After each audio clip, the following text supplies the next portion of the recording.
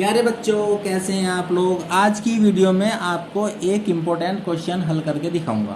Question है, दिया है कि 1/7 इक्वल्स टू 0.142857 और इसके ऊपर लगा है बार। पहली वीडियो में भी मैंने आपको इस बार का मतलब बताया था।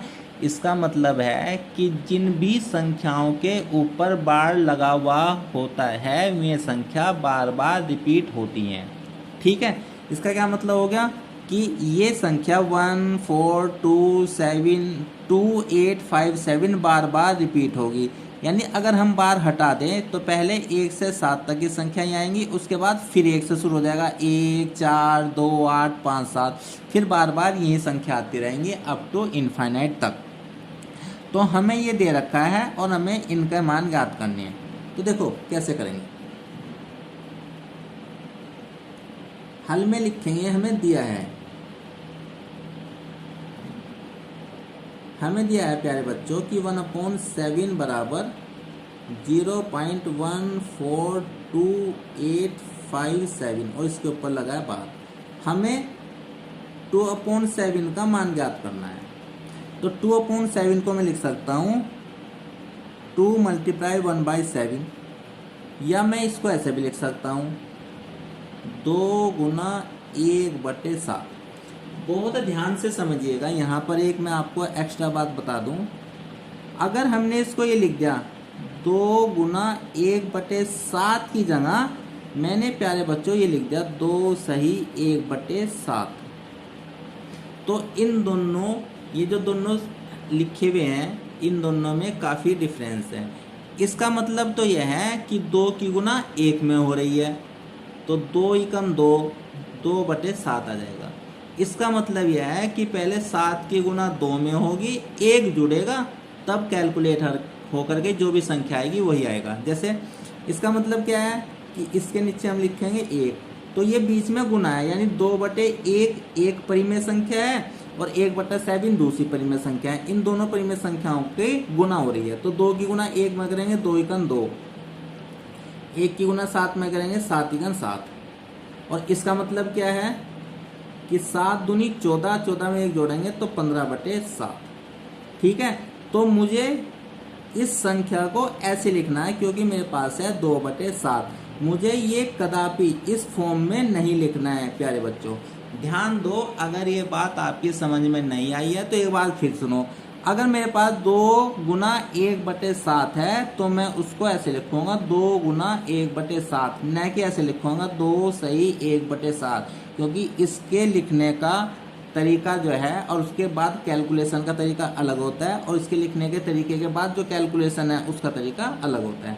तो आपको बीच में गुना का निशान जरूर लगाना है। अगर आप गुना का निशान नहीं लगाएंगे तो वो ये वाली फॉर्म हो जाएगी, और ये वाली फॉर्म का मतलब ये हो जाएगा 15/7, जबकि हमें दे रखा है 2/7। तो हमारा सवाल लिखने के आधार पर ही गलत हो जाएगा, इसलिए आपको बीच में गुना का निशान जरूर लगाना है। ठीक, अब आप आगे बढ़िए। ये दे रखा है 2। अब देखो 1/7 का मान दे रखा है 0.142857 और इसके ऊपर लगा दीजिए बार। अब आप दोनों की गुना करनी है। देखो 7 की गुना 2 में करेंगे, 7 दूनी 14 हंसी लगेगी, 5 दूनी 10 और 1 11 हंसी लगेगी, 8 दूनी 16 और 1 17 हंसी लगेगी, 2 दूनी 4 और 1 5 हंसी लगाएगी, और 4 दूनी 8 और 2 × 2 और इसके बाद में आ गई दशमलव और 0। देखो 1 2 3 4 5 6, 1 2 3 4 5 6, तो 6 ही संख्याओं के ऊपर बार लगेगा। इसका मतलब ये हो गया कि 2/7 का जो मान हो गया वो हो जाएगा 0.285714, और इन्हीं संख्याओं के ऊपर लग जाएगा बार। ठीक, इसी प्रकार अगर हमें क्या निकालना, 3/7, तो मैं लिखूंगा 3 × 1/7, 3 × 1/7। ये गुना का जो साइन है ये बहुत ही महत्वपूर्ण है।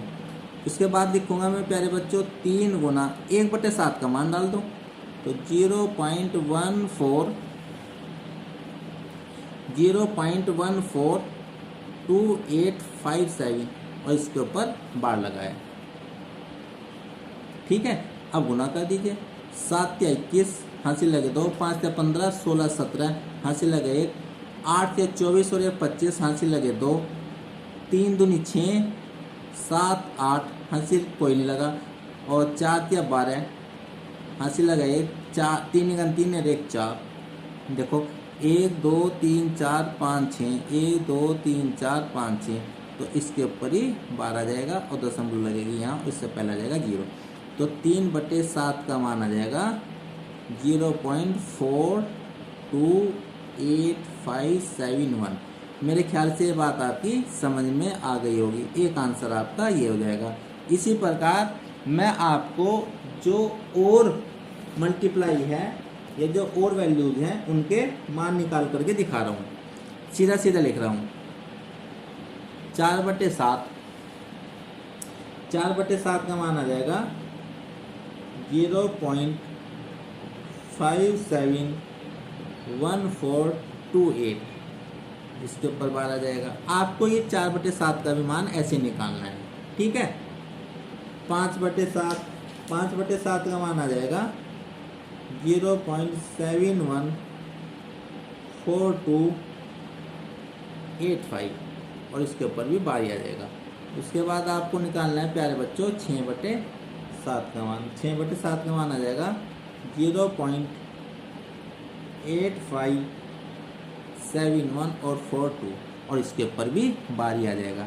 ये तीनों मान आपको ऐसे निकालने हैं जैसे मैंने आपको निकाल कर दिखाए हैं, ठीक है। मेरे ख्याल से ये क्वेश्चन आपकी समझ में आया होगा। Thank you for watching.